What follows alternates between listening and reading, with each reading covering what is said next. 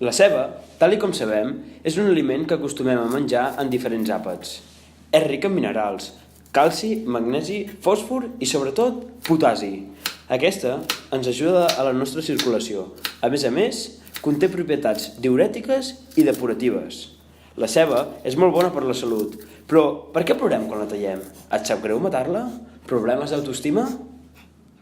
No, home, no, Ferran, deixa'm explicar-t'ho. Tan sols pateix un procés químic molt senzill.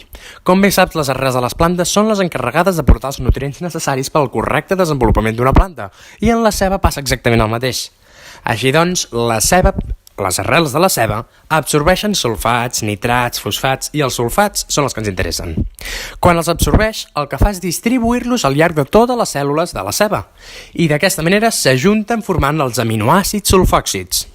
Doncs bé, quan nosaltres tallem una ceba, el que estem fent és trencar totes les cèl·lules contigües de la fulla del ganivet, i d'aquesta manera activem els enzims hidrolases anomenades alinases, que reaccionen amb aquests aminoàcids sulfòxids, donant lloc al sulfòxid de tiopropanal.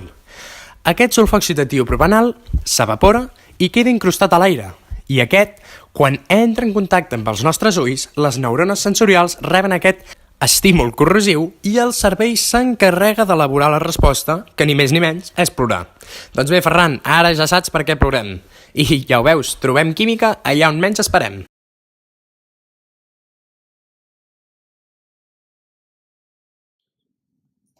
Doncs bé, hi ha múltiples opcions per evitar que et plorin els ulls quan tallem la ceba.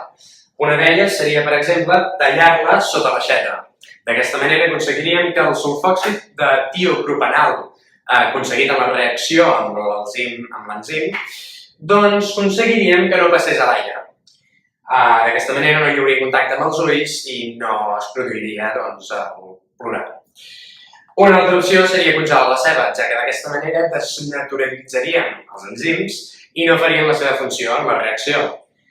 I finalment, una d'elles també seria mullar la fulla del ganivet, que és similar a la primera, ja que d'aquesta manera evitem que el sulfòxid de tiopropanal passi a l'aire. Doncs ja saps, Francesc, ara talla-la bé.